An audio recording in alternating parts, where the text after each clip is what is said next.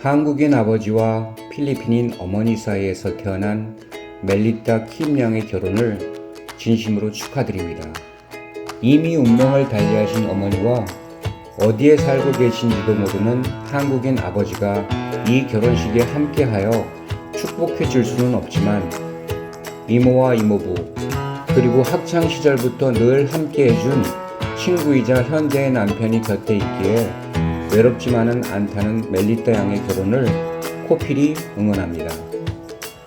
길고 긴 당신의 삶 속에서 앞으로 부딪히게 될 고통과 시련의 순간 저희 코필이 든든한 버팀목이 되어 당신과 함께 해드리겠습니다. 당신은 이제 더 이상 외롭지만은 않으실 것입니다. 지난 시간을 마치며 부부 혹은 사랑하는 사람과의 관계에서 행복해지기 위한 3가지 원칙을 더 말씀드린다고 약속드렸는데요.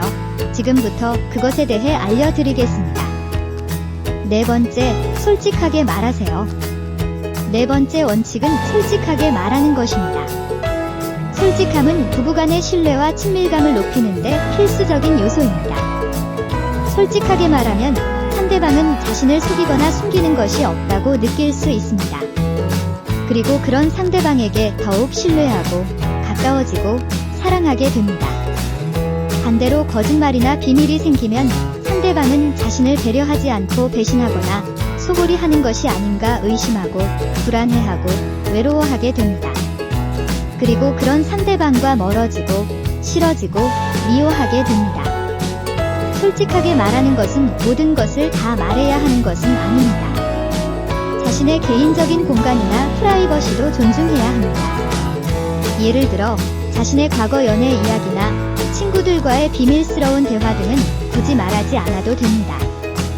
하지만 부부간의 관계에 영향을 줄 수 있는 중요한 사실이나 문제는 반드시 말해야 합니다. 예를 들어 자신의 건강 상태나 직장에서의 어려움이나 가족과의 갈등 등은 꼭 말해야 합니다. 그리고 솔직하게 말할 때에는 부드럽고 친절하게 말해야 합니다. 공격적이거나 비난적인 어조로 말하면 상대방은 받아들이기 어렵고 반발할 수 있습니다. 5번째, 존중과 배려를 잊지 마세요.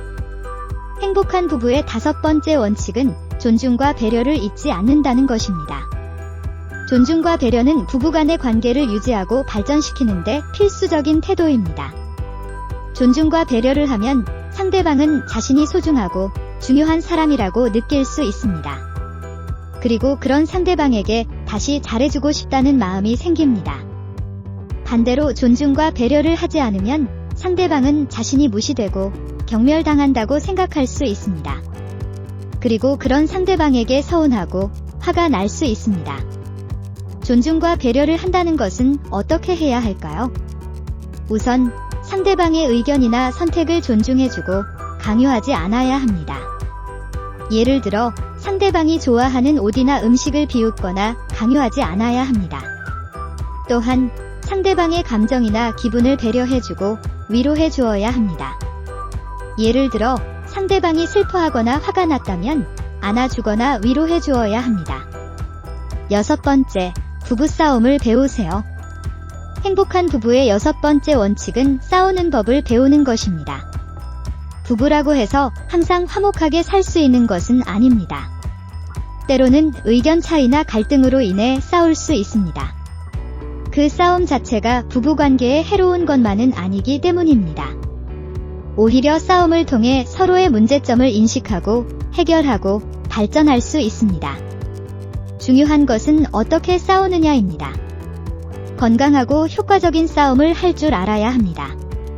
건강하고 효과적인 싸움을 하려면 어떻게 해야 할까요? 우선 싸움의 목적은 상대방을 이기거나 깎아내려는 것이 아니라 문제를 해결하고 관계를 개선하는 것이 목적이라는 것을 명심해야 합니다. 그리고 싸울 때에는 다음과 같은 원칙들을 지켜야 합니다. 1. 현재의 문제점에만 집중하고 과거의 오해나 잘못을 끌어내지 않아야 합니다. 2. 사실과 의견을 구분하고 자신의 의견은 자신의 의견이라고 명확히 밝혀야 합니다. 3. 상대방의 감정이나 입장을 이해하려고 노력하고 공감해 주어야 합니다. 4. 비난이나 비방, 모욕이나 욕설, 협박이나 폭력 등을 절대로 하지 않아야 합니다. 5.